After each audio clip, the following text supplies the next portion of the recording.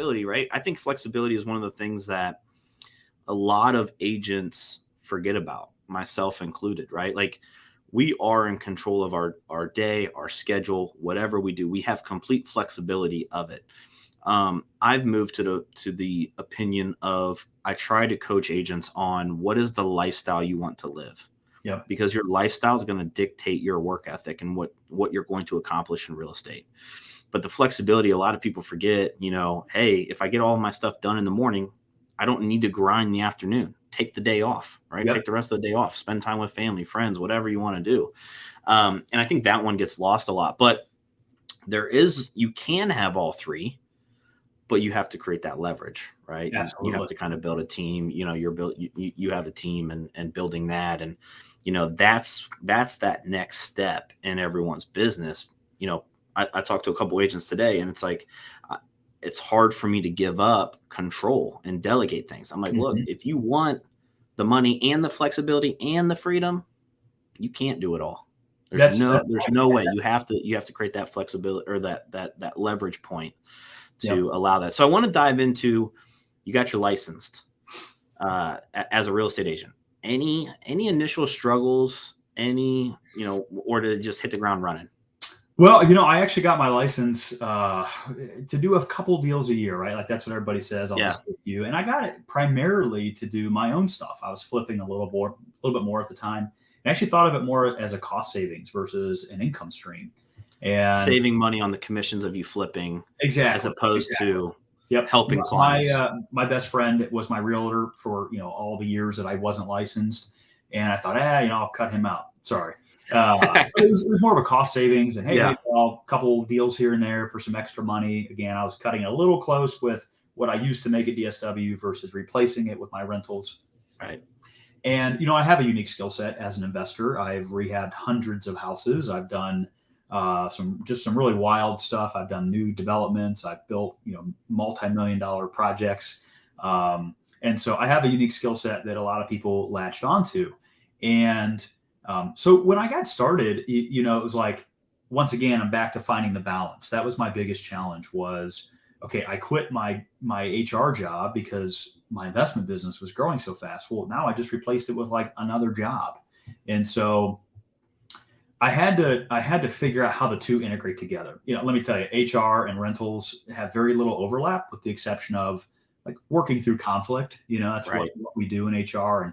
And, believe it or not, tenants can be a little conflicting sometimes. And so that was a skill set that translated over nicely. But there isn't a whole lot of overlap between my past and then now my present. So coming out of HR, the HR world, and getting my real estate license, I did whatever. Like I had people from some of the investment sites, Bigger Pockets, things like that would be like, hey, there's this $20,000 house. Remember, this is 2018, so Columbus was on the verge of exploding, but hadn't quite yet. Yeah. And there's this $30,000 house. Boom, I'll go show it. I'll do whatever. And I still do that. Like, I'm not above showing any level of house at all, but I had to figure out how the two intersected so that I wasn't in the exact same position that I was with HR, just a different title. Right. And, no paycheck every other Friday. And so, my biggest challenge was just figuring out like how to truly be my own boss, because for 9.5 years, I got to work at 8 o'clock and I left at 5 PM. And, that was it. And now the first Monday after I quit my job, I wake up at like 9 a.m. and go, now what? There's nobody to tell me what to do. So my biggest challenge was figuring out how they work together. And then also, like, as competitive and as driven and as entrepreneurial as I am, I had nobody holding me accountable anymore. I didn't have a boss giving me a review. I was truly by myself for the first time in my professional career. I had no structure. I had my former team leader who, helped me along the way. And gosh, I always tell new agents, join a team, get a mentor, do something like that. Yeah. Because I really feel like, my previous team leader, Rhiannon Ferrari, really helped me through figuring out, like, what does it mean to be a realtor? And so, and she gave me some structure, hey, try to come into the office, set some goals, things like that. So those were my challenges. Yeah. So over the next, 2019, 2020, 2021, when now you're starting to build your own book of business. When did you kind of make the decision to kind of build your team? Oh, geez. Again, my skill set was lined up really nicely with investors in the beginning, and so I got like these kind of foundational clients. But I found that people, for whatever reason, really liked to work with me on the traditional, like just regular people, not Right. investors. And I started to realize like how much more time investors take and how needy they are. I'm like, geez, was I this hard on my agent for all these years? And so I actually started to like transition away from working with investors.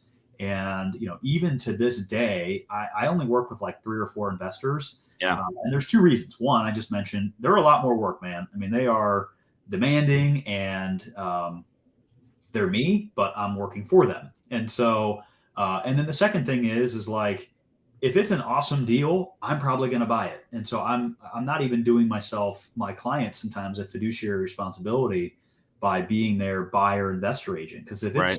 it's this screaming deal, I've already seen it. I'm probably already going to buy it. So I'm just not the best fit for a lot of investors.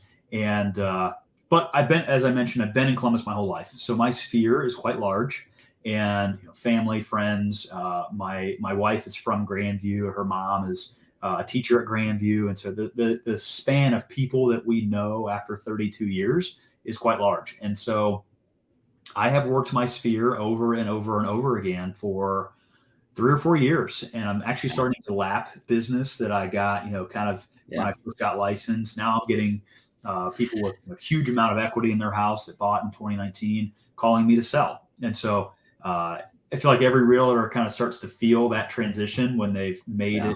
they've completed the circle almost. Right. Where your $100,000 buyers in 2019 are now calling to sell their $250,000 house, and they've kind of graduated into the $400,000 house or a new build or whatever it is. So my book of business really was sphere with some investors, but it's really transitioned into like sphere with just those like 2 or 3 people Yeah. who have been with me for a while.